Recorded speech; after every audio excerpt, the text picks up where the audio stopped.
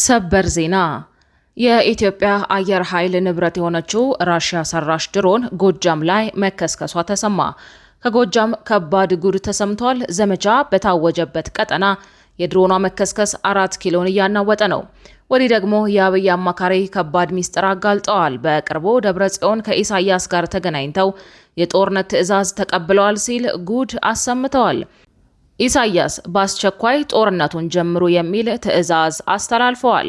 ይህ አዲስ ፖስት ሚዲያ ነው። የከበረ ሰላምታችን በያላችሁበት ይድረሳችሁ። ለአሁን የተደመጡ እናንተን የሚመጥኑ መረጃዎችን አጠናክረን መተናል። ታማኒ መረጃዎቻችን ለብዙዎች ተደራሽ እንዲሆን አስቀድማችሁ ቪዲዮን ላይክ፣ ኮሜንት እና ሼር እንድታደርጉ እንጠይቃለን። አሁን ዋና ዋናዎቹን እናስቀድም። ከጎጃም ከባድ ጉድ ተሰምቷል። ከድጡ ወደ ማጡ እንዲሉ አየር ኃይሉ ያልጠበቀው የቴክኒክ ችግር ገጥሞታል። ከሰሞኑ በጎጃም ቀጠና በነበረው ውጊያ ድሮኖች በስፋት ጥቅም ላይ መዋላቸው ይታወቃል። ከነዚህ ድሮኖች አንዷ በትላንትናው ዕለት ተከስክሳለች። አብይ ድሮኗ ለምን እንደተከሰከሰች ምርመራ እንዲጀመር አዘዋል። በሌላ በኩል በሰሞኑ የጎጃም ዘመቻ ከሁለቱም ወገን በርካታ ወታደሮች መገደላቸውን አንድ ሪፖርት ዘግቧል። በዝርዝር ታደምጡታላችሁ።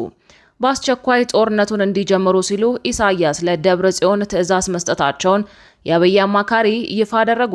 አማካሪው በቅርቡ ኢሳያስ አፈወርቂና ደብረ ጽዮን ገብረ ሚካኤል በአስመራ መገኘታቸውንም ይፋ ያደረጉ ሲሆን ባላቸው አቅምና ጦር መሳሪያ ጦርነቱን በአስቸኳይ ጀምሩት የሚል ትዕዛዝ ኢሳያስ እንደሰጧቸውም አጋልጠዋል።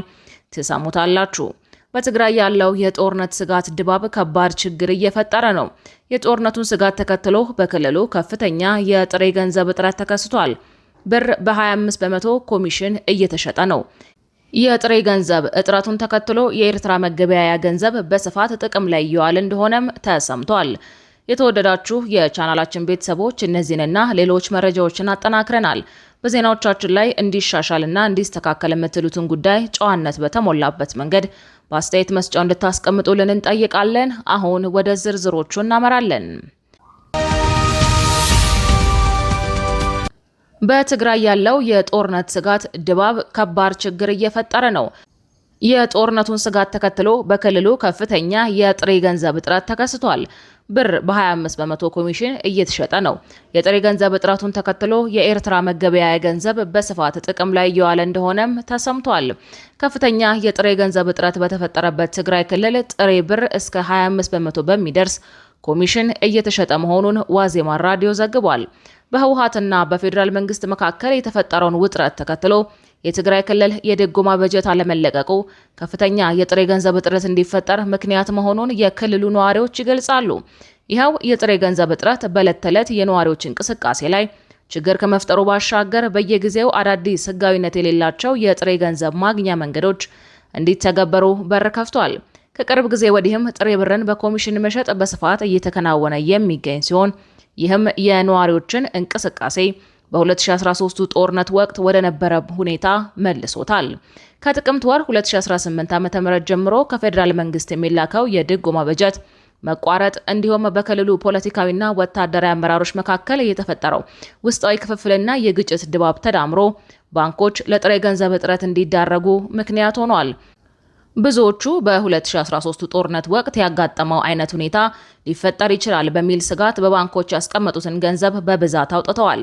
በተለይም ባለፉት 3 ወራት ከፍተኛ መጠን ያለው ጥሬ ገንዘብ ከባንኮች ወጪ መደረጉን በክልሉ ከሚገኙ ባንኮች የተገኘው መረጃ አመላክቷል። በክልሉ የሚገኙ ባንኮች ደንበኞቻቸው የሚፈልጉትን ያክል ገንዘብ መስጠት ባለመቻላቸው ነዋሪዎች ለዕለት ተዕለት እንቅስቃሴ የሚሆን ጥሬ ገንዘብ ለማግኘት ተጨማሪ ክፍያዎችን ለመክፈል ተገደዋል።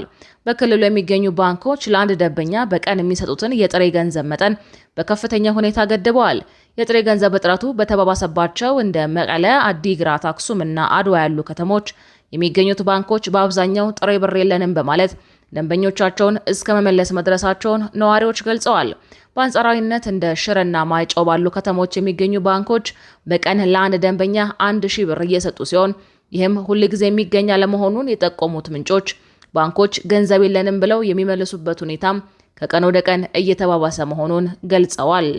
እንደ አላማጣ ባሉ አካባቢዎች የሚገኙ ባንኮች ለደንበኞቻቸው በቀን እስከ 1000 ብር ድረስ ወጪ ማድረግን እንደሚፈቅዱ ተናግረዋል። ጥሬ ገንዘብ በአፋርና በአማራ አዋሳኝ አካባቢዎች ወደ ትግራይ ክልል ገብቶ በኮሚሽን እየተሸጠ ሲሆን የኮሚሽን ሽያጩ እንደ ጥሬ ብሩ መጠን ከ5 በመቶ እስከ 25 በመቶ ድረስ እንደሚሸጥ ዘገባው ጠቁሟል። የኮሚሽን ሽያጩ የሚከናወነው በጥሬ ገንዘብ አዘዋዋሪዎች በኩል ሲሆን ጥሬ ብር የሚፈልጉ አካላት በባንክ ሂሳብ ወይም በሞባይል ባንኪንግ ከ5 እስከ 25 በመቶ የሚደርስ የኮሚሽን ክፍያ ጨምሮ በመላክ ጥሬ ገንዘብ ይረከባሉ። የጥሬ ገንዘብ አዘዋዋሪዎች የሚጠይቁት የኮሚሽን መጠን እንደየአካባቢውና እንደሚፈለገው የብር መጠን ልዩነት ያለው ሲሆን የተፈለገው የገንዘብ መጠን አነስተኛ ከሆነ የኮሚሽኑ መጠን እስከ 5-10 በመቶ ይደርሳል።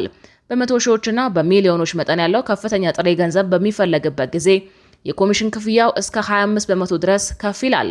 በተለይም በወርቅ ማውጣትና ንግድ ስራ ላይ የተሰማሩ አካላት የዕለት ተዕለት ግብይታቸው በጥሬ ገንዘብ የሚፈጸም በመሆኑ እስከ 25 በመቶ የሚደርስ ተጨማሪ ኮሚሽን በመክፈል ጥሬ ብር እንደሚሰበስቡ ምንጮች ጠቁመዋል።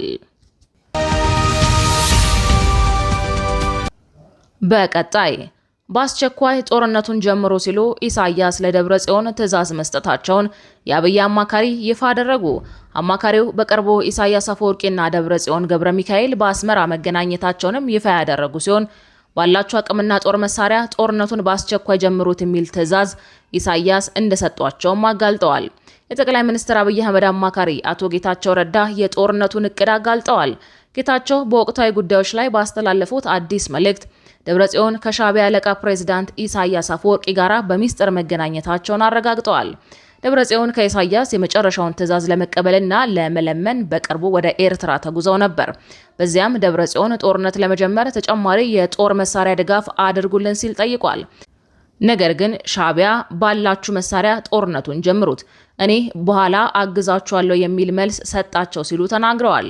በተጨማሪም የህወሓት ጽህፈት ቤት ኃላፊዋ ፈትለወርቅ ገብረ እግዚአብሔር ወይም ሞንጆሪኖ ከኦሮሞ ነጻነት ሰራዊትና ከአማራ ፋኖ ጋር በመተባበር በአዲስ አበባ ዙሪያ እየተዋጉ ነው፣ ብቻችንን አይደለንም፣ አዳዲስ አጋሮች አለን ሲሉ ያደረጉትን ንግግር በተመለከተ መልስ ሰጥተዋል። የህወሓት አመራሮች አዳዲስ ወዳጆች አፍርተናል በሚል ከኤርትራ ከፋኖ ከኦነግ ሸኔና ከሱዳኑ ጦር አዛዥ አልቡርሃን ጋር ህብረት ለመፍጠር የሚያደርጉትን ጥረት አብራርተዋል። ይህ አካሄድ የትግራይን ህዝብና ወጣቶች እንደገና ለሌላ እልቂትና ውድመት የሚዳርግ ነው ሲሉ በጽኑ ኮንነውታል። የህወሓት አመራሮች ቀደም ሲል የፌዴራል መንግስት ሊወረን እየመጣ ነው በሚል የህዝቡን ስሜት ሲቀሰቅሱ ቆይተው አሁን ላይ አቅጣጫቸውን ቀይረዋል ይላሉ። አሁን ደግሞ ተፈናቃዮችን እንመልሳለን የሚለውን ሽፋን በመጠቀም 4 ኪሎ ገብተው ስልጣን ለመያዝ ያልማሉ ብለዋል። አመራሮቹ የትግራይን ወጣቶች እንደገና የጦርነት ማገዶ ለማድረግ ውሳኔ ላይ መድረሳቸውንና ለዚህም አደገኛ የፖለቲካ ቁማር እየተጫወቱ መሆኑን አስረድተዋል። የህወሓት አመራሮችን የውትድርናና የፖለቲካ ውሳኔ አሰጣጥ ድክመት ያስታወሱት ጌታቸው በ2014 ዓ.ም በምዕራብ ትግራይ በነበረው የጦርነት ዝግጅት ወቅት ደብረጽዮንና በወታደራዊ አመራሮች መካከል የተካሄደውን ስብሰባ አንስተዋል። በወቅቱ የጦርነቱን ስትራቴጂያዊ ሁኔታና የጥይት እጥረት ሳያመዛዝኑ በስሜት ባልተጠና ስሌት የተደረጉ ውሳኔዎች ለትግራይ ወጣቶች እልቂት ምክንያት እንደመሆናቸው ጠቁመው አሁንም ተመሳሳይ ስህተት እየተደገመ ነው ብለዋል።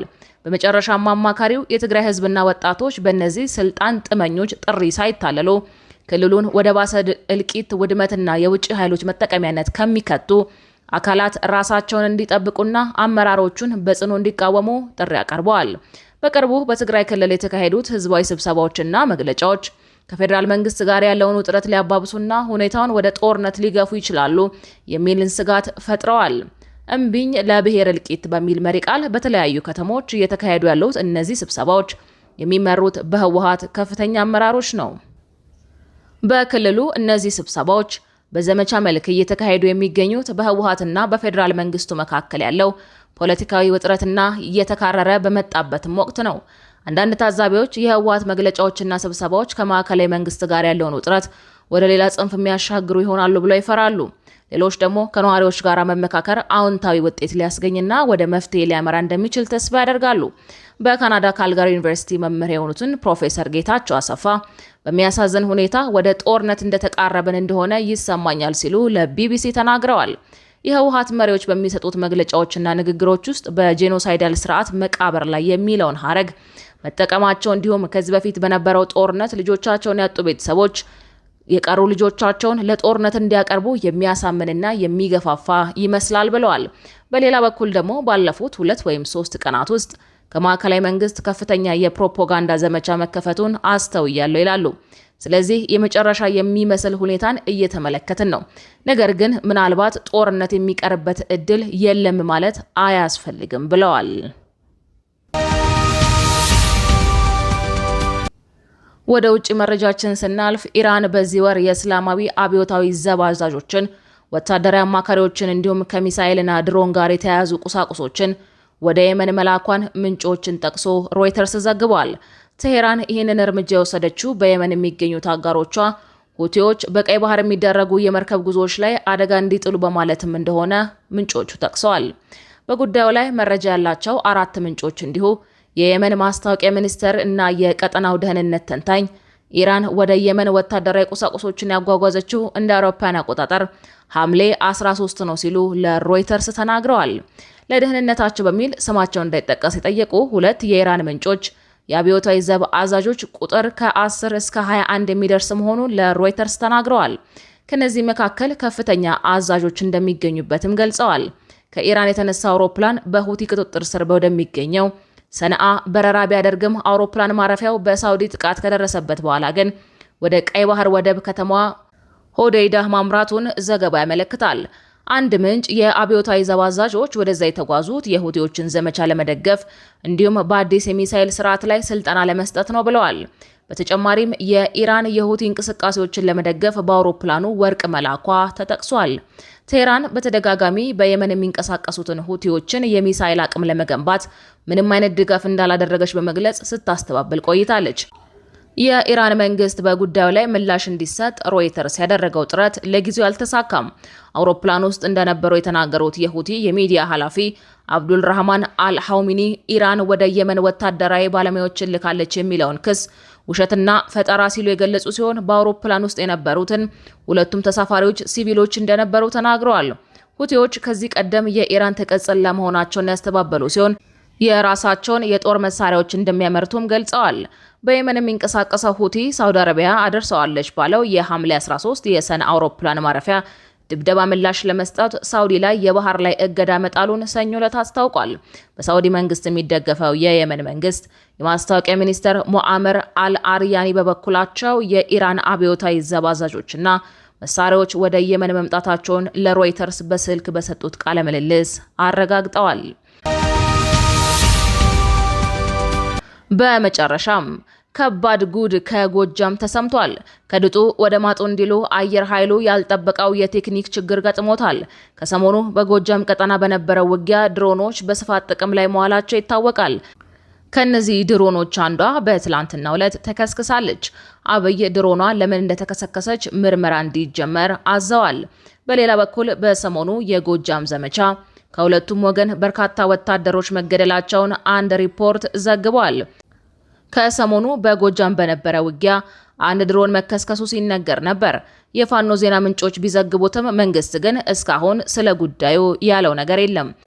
ነገር ግን ከስፍራው የወጡ መረጃዎች እንደሚያሳዩት ትላንት ወይና አምባ ወረዳ 016 ቀበሌ ወደ ሰገሬት መሄጃ በተለምዶ ሁላ ተብሎ በሚጠራው ስፍራ ከቀኑ 11 ሰዓት ገደማ የተከሰከሰው ኦርላን 10 የተባለ ሩሲያ ሰራሽ የወታደራዊ ቅኝትና መረጃ መሰብሰቢያ ድሮን መሆኑን ምንጮች ገልጸዋል። እንደ ምንጮቹ መረጃ ከሆነ የመንግስት አካላት ድሮኑ የተከሰከሰው ተመቶ ሳይሆን ባጋጠመው የቴክኒክ ብልሽት ነው ማለታቸውን ጠቁመዋል። የወታደራዊ ድሮኑ በተከሰከሰበት ስፍራ በደቂቃዎች ውስጥ የተገኙት የመከላከያ ሰራዊት አባላት የድሮኑን ክስካሽ እየለቀሙ የወሰዱ ሲሆን አካባቢው ለተሽከርካሪ እጅግ አስቸጋሪ በመሆኑ ስብርባሪውን ፍለጋ በባጃጆችና በእግር ጉዞ ሲጠቀሙ እንደነበረም ተጠቁሟል። በፍለጋው ወቅት የአካባቢው ነዋሪዎች ፎቶ እንዳያነሱ ሲከለከልና ስልክም ሲፈተሽ እንደነበረ አክለው ገልጸዋል። ከጥቂት ሳምንታት በፊት በተመሳሳይ መልኩ በጎጃም አንድ የመንግስት ወታደራዊ ድሮን መከስከሱ ይታወሳል። ክቡራትና ክቡራን ውድ የአዲስ ፖስት ሚዲያ ቤተሰቦቻችን ለሰዓቱ የተዘጋጁት መረጃዎች እነዚህን ይመስሉ ነበረ። መረጃዎቻችንን እስከ ፍጻሜው ድረስ ስላደመጣችሁ ከልብ እናመሰግናለን።